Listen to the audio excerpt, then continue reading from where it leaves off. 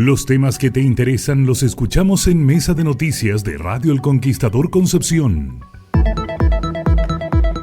La tradición dice que un post de elecciones, por lo menos en el Mesa de Noticias, no se vive sin nuestro Lucas Serrano, que está ahí y las tradiciones se respetan, ¿cierto, Leslie? Sí, así estamos. Así lo vimos anoche también. Sí, las tradiciones republicanas se respetan. ¿Cómo está Lucas Serrano? Bienvenido. Feliz post elecciones. Muy buenos días. Sí, feliz post elecciones, lo que se llama el día de resaca electoral. Lo bueno es que ayer terminó todo temprano, ¿no? Sí. A diferencia de otras veces, y como dijeron ustedes, yo creo que como primera gran cosa, es cierto que ya entramos en un nuevo ciclo político, es cierto que ha sido excesivamente desordenado, muy distinto a lo que conocíamos, pero hay que celebrar, uno, que todas las diferencias las hemos arreglado por las urnas, dos, que todas las tradiciones republicanas se han respetado, las llamadas, reconocer rápido el triunfo, nadie tensionando un poco la democracia, y tres, cómo todo ese proceso descansa en nuestro servicio electoral, que con lápices, papeles y cajas de plástico es capaz de entregar una eficiencia electoral sumamente importante, porque, bueno, entendiendo lo contundente del resultado, ¿no? Pero temprano ya se sabía todo, nadie pone en cuestionamiento nada del CERVEL. Entonces, esos primeros espacios como para vivir procesos históricos es algo que podemos celebrar, que descansen en una institucionalidad tan buena como la que tenemos nosotros, tanto electoral como el respeto también a los resultados electorales.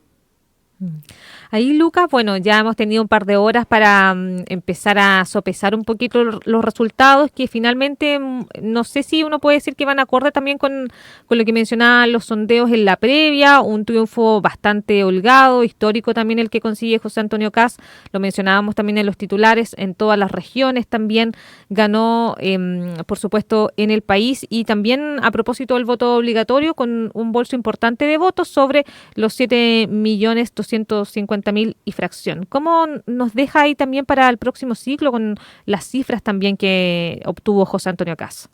Sí, son varias lecturas, ¿no? Lo contundente del triunfo, el hecho de que Janet Jara solo ganara en 33 comunas, el hecho de que José Antonio Kast creciera más que Janet Jara en casi todas las comunas, y de esas encuestas que uno no puede hablar, que ya se habló, que uno las veía el viernes, por ejemplo, uno veía que este resultado más o menos estuvo exacto. O sea, se hablaba de un 59, se hablaba de algunas de un 58, entonces finalmente la contundencia del triunfo era algo relativamente esperado. De hecho, uno lo podía pensar en el análisis del día de ayer, que en general no cambió mucho el panorama entre primera y segunda vuelta, cuando uno siempre decía que la segunda vuelta es una nueva elección. Acá lo que pasó, la verdad es que la fotografía entre la primera y la segunda elección está más o menos igual, la diferencia es que como había más dispersión de candidatos no se ordenaba o no se articulaba así. Y yo creo que uno de los puntos favorables de lo que logra hacer el presidente electo José Antonio Kast es que logra articular el apoyo del rechazo, lo articula en él. Es casi correlacionalmente idéntica la elección del rechazo con la elección de Kast. Eso quiere decir que esa fuerza que se articuló para rechazar el proyecto constituyente hoy día ve en él la posibilidad de instaurar un gobierno. Obviamente el desafío es ver si ese discurso que él lo recalcó también anoche en el fervor de un clamor, de un triunfo, quizás el más contundente de la historia de Chile, por también cómo se dieron las variables de ordenar esto con un voto obligatorio, que le dio una mayoría sin precedentes, es este llamado a un gobierno de unidad en un contexto de emergencia donde subyace la idea de si aprendió o no las lecciones de lo que ha sido estos primeros años de un nuevo ciclo político que vimos en el estallido social, que es no darse gustitos, el no ser maximalista, el realmente priorizar estas dos grandes demandas, que son la variable de seguridad, que se traduce en cosas muy concretas, como por ejemplo migración, como por ejemplo la vida en los barrios, y también economía, que se traduce en cosas también tan concretas como llegar más a final de mes, más fácil a final de mes con respecto a los presupuestos, y que haya más empleo. Entonces, parece ser ya no esta discusión de un nuevo Chile, un Chile refundacional, sino algo más pragmático, y pareciese ser que él lo entendió mejor. O sea, así lo ve la elección, por algo ganó en más del 90% de las comunas de Chile, porque parece haber leído mejor y representar mejor esos sentires, y hay que ver ahora si el gobierno es capaz de traducir eso en algo que sabemos que la gente da muy poco tiempo para que los gobiernos lo hagan. Lucas, ayer me acordaba mucho de ti en el sentido que cuando salió electo Gabriel Boric, creo que tuvimos esa misma conversación en la segunda vuelta cuando tú mismo decías, creo, puede ser que te esté inventando una declaración, decías, Lo acepto, ¿ah? esta cantidad de votación que tuvo Gabriel Boric, que en esa época también era bastante interesante, sobre todo porque era voto voluntario, tú decías, no es solo de un sector político. Nos estamos quedando cortos como sociedad en hoy día seguir en esta dialéctica de izquierdas y derechas, cuando me da la sensación de que en el caso de José Antonio Kast tampoco son solo quizás adherentes de un sector quienes lo eligieron. Y pensando en que en la elección anterior también se dio mucho de personas que votaron, no sé, por un candidato de X, pero un parlamentario de otro sector político. ¿Nos estamos quedando cortos quizás en ese aspecto? Sí, totalmente, porque nosotros los analistas nos encanta ordenar espacialmente el mundo en izquierda y derecha, porque es un poco como estamos seteados. Y también es la forma más fácil de leer un poco el panorama político, sobre todo cuando hay mucho ruido y mucho desorden. Pero sin duda alguna, mi querida señora Juanita no piensa en esa lógica. Y toda una nueva generación también que consume de otra manera política no piensa en esa lógica. O sea, un ejemplo, acuérdense, es cierto que todavía pesa mucho el concepto de comunismo en Chile, pero miren la diferencia de lo que es para una persona de sobre 40 años votar por el Partido Comunista versus una persona de menos de 40 años de votar por el Partido Comunista. Sí, no hay tanto complejo, parece, claro, es como lo mismo que votar por el Frente Amplio para muchas personas casi, votar por el Partido Comunista. Entonces, la forma en que tradicionalmente se mueve la política hoy día ya no da abasto, y esa lectura también dentro de todo lo hizo un poco José Antonio Kast en hacer un gobierno más terrenal. O sea, tú miras al José Antonio Kast del 2021, que es un José Antonio Kast que habla de la batalla cultural, que habla de sacar la ley del aborto en 3 causales, que incluso cuando después controlan el segundo proceso constituyente, después de haber criticado tanto a la izquierda de hacerlo, se da mucho justito en un texto que probablemente, no sé si lo iba a ganar o no, porque no solamente la razón pesó en esas elecciones, pero sin duda que si hubiese ahorrado, hubiese tenido más probabilidad de éxito si se ahorraba ciertos gustos, ciertas cosas que eran más de su propia identitaria de su sector.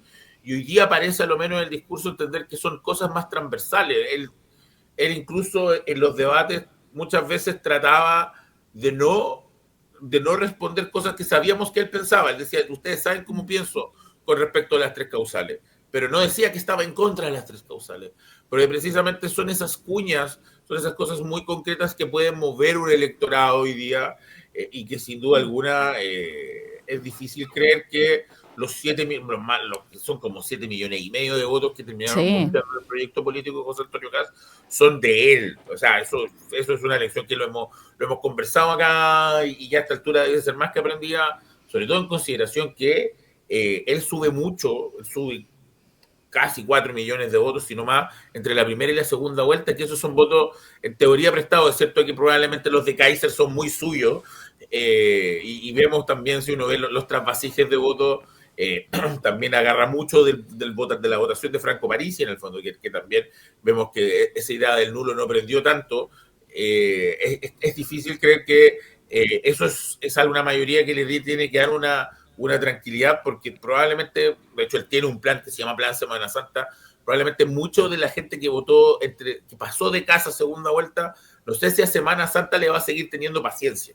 Y ahí está el gran desafío también del gobierno que se viene.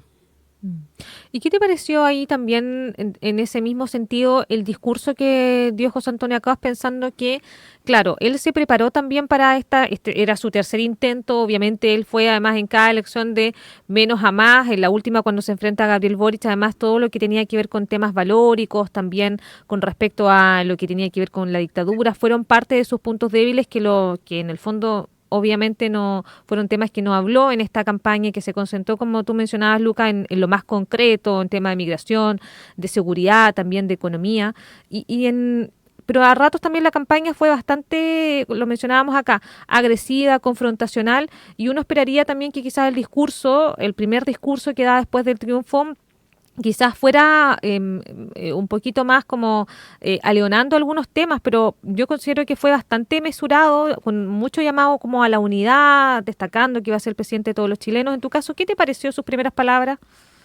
Yo creo que esas son las ventajas de tener un escenario tan claro, porque la verdad, por mucho que especulamos si movió algo en los debates, el mal debate de Archie, este resultado lo sabíamos. Yo creo que es cierto que algunos todavía tenían cierta fe a las sorpresas electorales, pero era más o menos la sensación de aceptación que había casi toda la segunda vuelta con respecto a lo que iba a pasar, lo que te permitía llegar con una estrategia mucho más clara al día domingo. Janet Jara tenía escrito 3 discursos, José Antonio Kast solamente uno. José Antonio Kast rápidamente, partando la segunda vuelta, al otro día ya tenía pensada toda una estructura de campaña mucho más transversal. Entonces, una de las cosas interesantes del discurso es que a lo menos, nuevamente, todavía es semántico, porque todavía no hay acciones detrás, pero lo que ha correspondido va correlacionándose con el relato por el cual ganó, que es este arco que es mucho más amplio que el Partido Republicano, que es un arco de unidad. Ahora, el mayor desafío, a mi juicio, es que en la historia reciente del Partido Republicano, que quizás no es tan larga, no se ha sentado nunca a la mesa a armar diálogo o a ser parte del diálogo. Se arrestó el proceso constituyente, o sea, de la llamada para ordenar el proceso constituyente, no se sentó en la mesa por la reforma de pensiones. Entonces, hoy día el Partido Republicano tiene la responsabilidad de articular una unidad dialogante, mayoritaria, siendo que generalmente no tiene tanta experiencia en eso, y ese es el gran desafío. Pero el discurso de José Antonio Kast está muy pensado para precisamente invitar. De hecho, el momento donde pide respeto para Janet Jara, trata de emular al más grande de todos, don Patricio Elwin, cuando dice civiles y militares, trata de emular eso, y creo que en cierto punto da el mensaje. Tú lo escuchabas en la entrevista en la noche, la gente de Chile Vamos entendía que era un llamado de unidad, entendía que lo que quiere trazar a lo menos discursivamente es algo que va por sobre el Partido Republicano, que se enmarca en las emergencias, en también si está la tesis que Chile se cae a pedazos, que uno puede discrepar bastante. Bueno, lo que él está respondiendo es bastante lógico a si se enfrentara a una situación de emergencia. Nuevamente, estamos recién partiendo, pero es un discurso que está muy pensado en avalar lo que él planteó en toda la campaña, a lo menos. Y ahí, Luca, ¿sabes qué estaba pensando con esta moderación finalmente de los discursos? Es que, por ejemplo, en Italia, Giorgia Meloni hoy día efectivamente ha tenido, que es una de los modelos que en el fondo sigue, o que José Antonio Kast en el fondo también siempre está mirando, se ha moderado bastante durante su gestión. Entonces, por lo tanto, claro, ayer también dijo palabras como: quienes hoy día no están celebrando, que incluso tienen un poco de angustia, usó la palabra, tienen un poco de angustia, estén tranquilos. Es que es bien interesante, o sea, uno piensa en el ejemplo de Meloni, Sí. y también un poco Kast lo dijo en el último debate, como mientras que ustedes estén interesados en los temas que le importan a los chilenos, no me importa su orientación sexual, no me importa sus visiones más valóricas, mientras que estemos todos de acuerdo que el desafío en seguridad y el desafío en economía es tan grande. Incluso lo lleva a salud. Cuando le preguntaron en un debate por el aborto que el desafío en salud de la lista de espera es tan grande que esas discusiones pasan a ser secundarias o terciarias en la lista de importancia, que es lo que alguna vez Joaquín Lavín acuñó como los problemas reales de los chilenos. Problemas reales de la gente. Exactamente. Entonces, Meloni lo dijo también, ellos obviamente en Europa sí están en una batalla cultural, pero que es mucho más definible que aquí en Chile, que es la batalla cultural un poquito entre Occidente y otras culturas, un poquito de los valores de la tradición cristiana. Entonces Meloni también dice, mientras que usted defienda la identidad de la comunidad europea, me da lo mismo su orientación sexual, cuando supuestamente era una persona muy dura con el mundo LGTBQ+. Entonces, tenemos por esa sensación de enfrentarnos hoy día a un José Antonio Kast que parece haber entendido la no moderación de los gobiernos anteriores. O sea, hay un aprendizaje muy fuerte que hacer de del gobierno saliente y el momento en el cual llega. O sea, si nosotros hacemos un ejercicio si podemos hacer el ejercicio de volver el tiempo atrás, incluso escuchar nuestras mismas conversaciones, había una lectura de una película que iba hacia una hegemonía política de la izquierda. O sea, la victoria del Boric, la apertura del proceso constituyente con una amplia mayoría, la lista del pueblo, en su momento en el primer proceso, y que obviamente hoy día si uno mira la serie de sucesos, parece que, y a mi juicio es un poco la teoría que yo vengo cuñando desde ayer, que Kast parece inevitable como la trama narrativa de esta película, Kast parece inevitable. Lo interesante es ver si ha aprendido de eso, porque es fundamental no instaurar cosas que son más divisorias y trabajar en cosas que debiesen responder rápido, porque la gente va a juzgar en muy poco tiempo este gobierno y obviamente ya hay una bajada de expectativa, que es lo que dice anoche Kast: no me pidan milagros, que es algo bien sensato, obviamente, sino que miren la energía, la dedicación y también el trabajo. Eso como que vamos, que obviamente los resultados no llegan de la noche a la mañana, pero van a ver que todos los esfuerzos del gobierno están puestos en esos temas. Y eso es un desafío fuerte. Por eso ayer, o sea, estaban todavía celebrando y ya Johannes Kaiser estaba con una copa de champaña y ya le estaban preguntando si iba a ser ministro o no. Entonces, también el chileno ya está muy ávido de cierta respuesta de José Antonio Kast, y nosotros mismos los analistas que hemos conversado todo este tiempo de lo que sería un gobierno de emergencia, del gobierno de unidad, queremos ver las primeras señales y hasta el momento parece ser que está respondiendo a eso. Bien, y ya lo decíamos, tenemos este post elecciones con nuestro Lucas Serrano, que está ahí conectado con nosotros y que por supuesto estábamos ahí profundizando en todo lo que fue el triunfo del día de ayer y que convirtió a José Antonio Kast en presidente electo. Lucas, en ese aspecto, ¿qué es lo que viene ahora? Porque obviamente se tienen que reordenar las fuerzas, tú ya lo decías, cuál va a ser el rol de Chile Vamos, pero también hay una oposición que se tiene que reordenar y que aparentemente terminó bastante aporreada posterior a todo este proceso.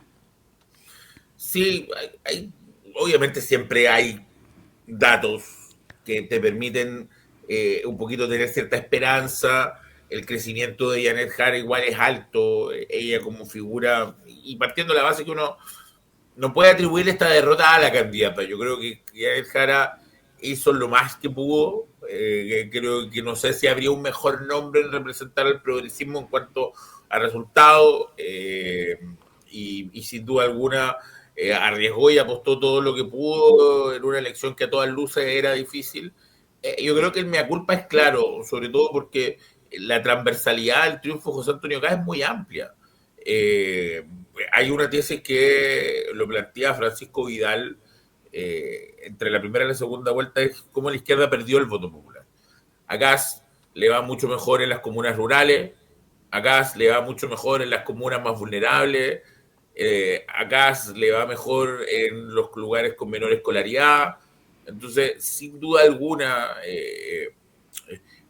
obviamente eso también puede dar paso a una hipótesis que yo creo que ha llegado antes a veces la izquierda, y creo que la ha ejecutado mal en un poquito, y voy a usar un contexto o una palabra que no es tan académica, que es como el ninguneo al votante que no lo prefiere. Y sin duda alguna la hipótesis debería ser ahora del trabajo de poder ganar nuevamente estos espacios sociales que yo siento que la convención constituyente, más que el estallido social, alejó a la izquierda del chileno común y corriente, del ejemplo que yo genero como teórico de la señora Juanita.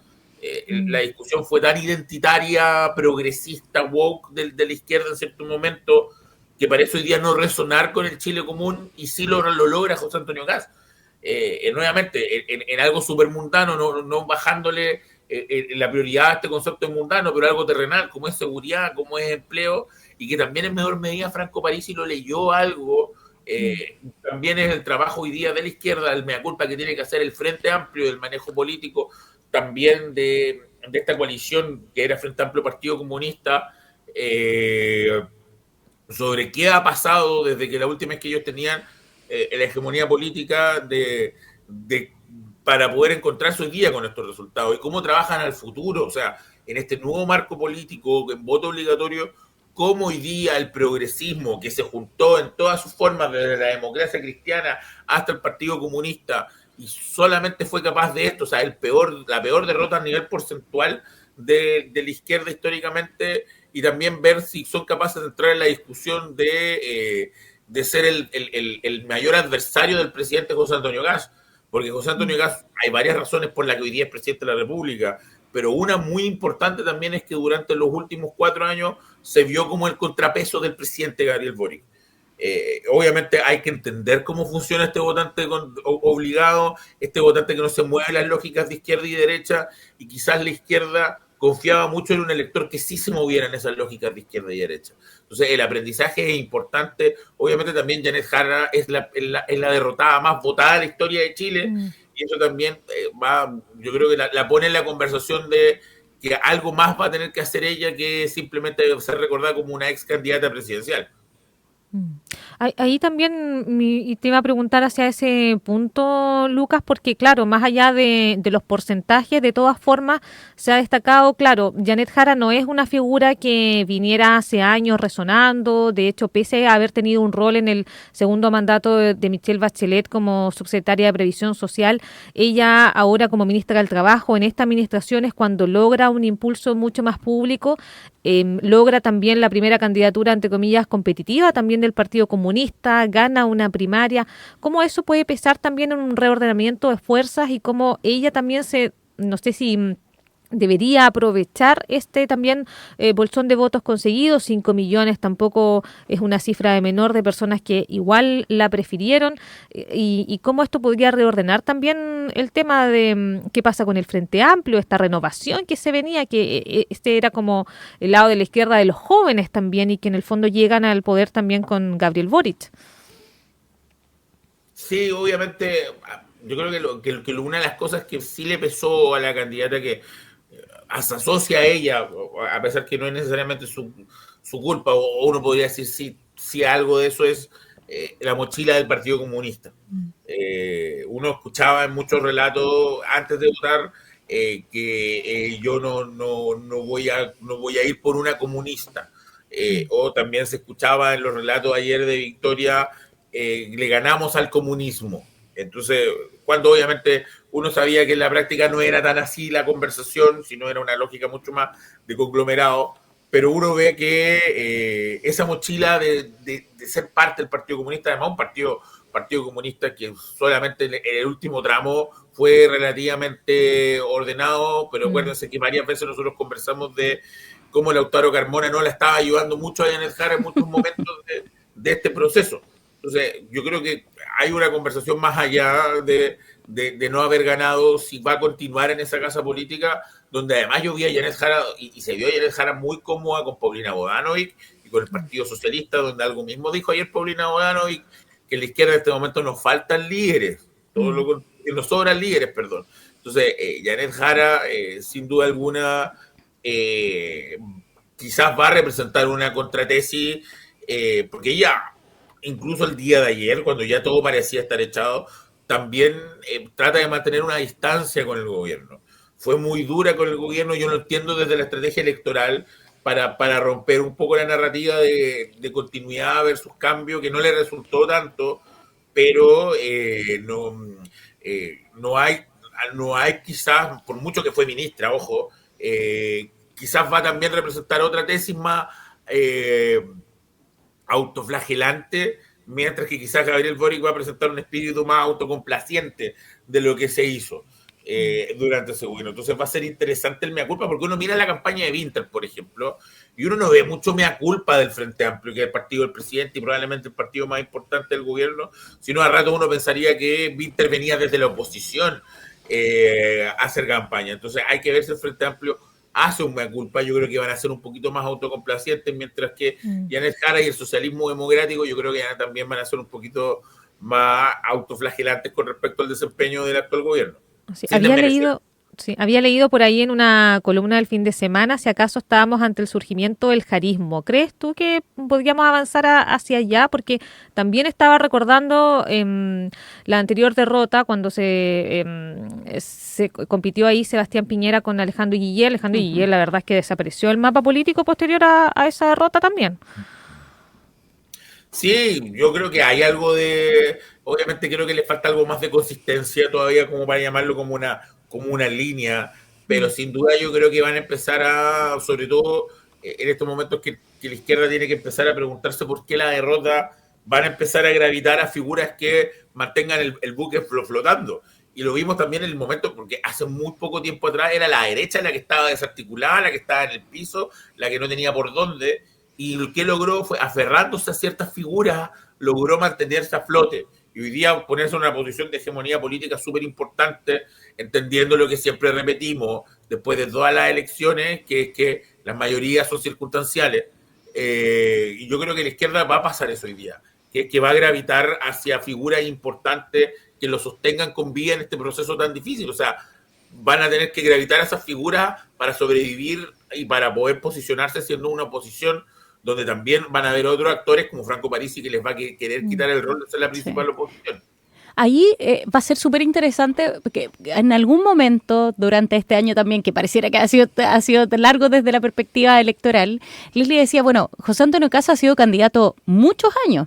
Esta era su tercera oportunidad. No, pero me refiero que como en el tren de candidato, como en el traje de candidato. Y bueno, Evelyn Matei también venía hace mucho tiempo, pero no funcionó la técnica en el fondo de mantenerse siempre con esta aura como de presidenciable. ¿Y cómo funciona ahí? ¿Qué es lo que debería hacer en este caso las fuerzas de izquierda? ¿Levantar a alguien, mantenerlo siempre en el tren? Porque pareciera que no siempre funciona el que tú seas el eterno candidato. ¿O que, sí, hay variables, obviamente. Sí. Son varias las cosas que uno tiene que mantener en consideración. De hecho, recuerden que hasta a principios de este año José Antonio Caz estaba tercero o cuarto. Claro. Y porque estaba pagando un poco los costos del segundo proceso constituyente. Le costó reapuntar, yo creo que fue un poquito la erosión misma que te da un proceso electoral la que lo empezó a despegar y hacer despegar y bajar también a Evelyn Matei, porque Evelyn Matei el rato que estuvo primera también era un entendimiento de que el republicano había fracasado en el segundo proceso constituyente. Entonces, sin duda alguna, siempre hay un riesgo el mantener una figura activa y que en 4 años sabemos todo lo que puede pasar. O sea, en 4 años atrás nosotros estábamos viendo una posible instauración de un nuevo relato político con la llegada de Gabriel Boric y culmina con esto. Entonces, obviamente es complejo. Sin duda alguna necesita también la capacidad de mantenerse vigente sin destruir su carrera, porque no solamente la izquierda va a tener que hacer eso, Franco Parisi también va a tener que lograr hacer esto en un rol donde su rol como tercera fuerza va a ser importante también, porque sobre todo tiene la llave mágica para destrabar en la Cámara de Diputados el PDG en la medida que se mantenga consistente. Entonces, sin duda el desafío es cómo vas a transitar tú siendo oposición, sobre todo porque el gobierno parte desde un llamado de que está llamando un gobierno de unidad y discursivamente que quiere colaborar. Entonces, lo dijo Muñoz Jara, que no quería hacer una oposición mezquina.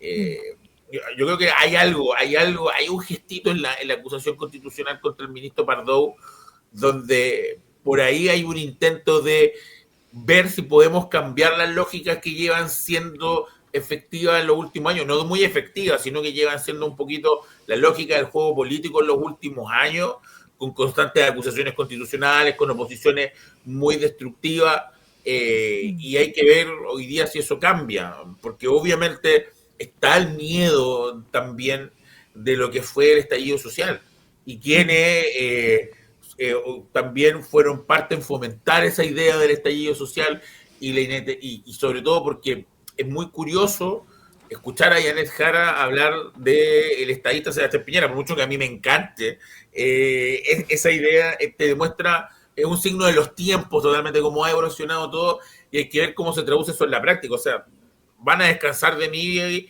30 meses hasta la próxima elección, y en ese tiempo hay que ver cómo han sido capaces de mantenerse vigente, algo que fue un desafío también para el actual gobierno, porque tuvo elecciones todos los años, y eso es algo histórico. O sea, 5 años tuvimos como 16 elecciones, es una locura. Mientras lo que ahora vamos a tener algo mucho más estable, y es una ventana de oportunidad bien interesante también para el gobierno que llega con una mayoría bien sólida. Ahí, Lucas, y para ir ya finalizando, lo mencionabas, el tema de Franco Parisi. ¿Cómo queda después de esta segunda vuelta? Porque después de la primera era como la niña bonita, todos tenían que ir a conquistar sus votos, todos pendientes de la consulta del PDG, que finalmente termina con el voto llamado a votar nulo o blanco, que finalmente no resultó tanto efecto desde el punto de vista del porcentaje, que algunos decían, bueno, a lo mejor se iba a transformar en el tercero en la papeleta, y que finalmente tuvimos nulos y blancos que corresponden a lo tradicional dentro de los porcentajes que se tienen en cualquier votación. Después de estos resultados también y de lo que fue preponderante en esta segunda vuelta, ¿qué viene o en qué posición queda Franco Parisi? Sí, la verdad es que yo creo que lo de ayer es una llamada de cautela y una lección para Franco Parisi, que obviamente tiene la suerte de no ser muy costosa. No hay mucha pérdida más allá de que no funcionó su estrategia, porque efectivamente los nulos y blancos aumentaron 400.000, ni siquiera se duplicaron. Y es bien interesante porque no alcanzan a hacer 1 millón de votos, y Franco Parisi por sí solo saca 2,5 millones. También es interesante porque los primeros informes nos están dando luces de que gran parte del votante de Franco Parisi se fue a José Antonio Kast, siendo que no es que José Antonio Kast no le interesó ir a buscar los votos de Parisi, pero lo hizo sin cambiar su estrategia y sin guiños tan directos como los que le hizo Yanel Jara. Entonces es una llamada a la mesura, porque efectivamente él en la elección de primera vuelta y en la parlamentaria, sin duda alguna, en la tercera fuerza política en Chile, logra salirse de los clivajes tradicionales del sector de izquierda y derecha, y responde a un electorado que lo hizo muy suyo. Él como figura gravita mucho, él saca un 5 o 6% más que el PDG a nivel parlamentario, pero también que él no tiene un control mágico sobre esos votos, y que esos votos rápidamente, a pesar que él dice que Chile no es ni facho ni comunacho, rápidamente se articulan bajo el arco de lo que fue el rechazo.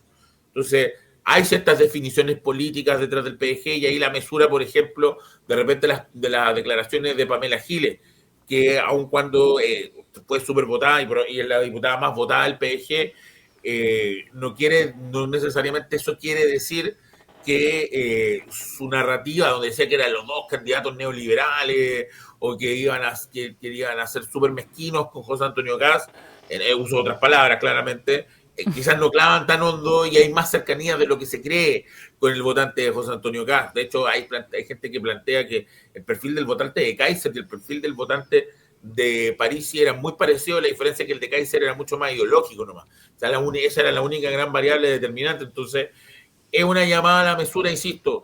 No es una derrota el hecho que en los nulos y los blancos le haya sacado lo que ha sacado, está dentro de lo normal. Lo que es un poco lo que él esperaba, es que también ser un invitado no deseado de esta segunda vuelta, no ocurrió. Era muy difícil que ocurriera, y ahí nuevamente el llamado a la mesura de que piano, porque tiene 4 años para ordenar una mayoría, para generar una posibilidad de ser gobierno, que la tiene, y que está, y que incluso los ayer no hipoteca eso, pero también tampoco creer que tiene una varita mágica para mover un electorado.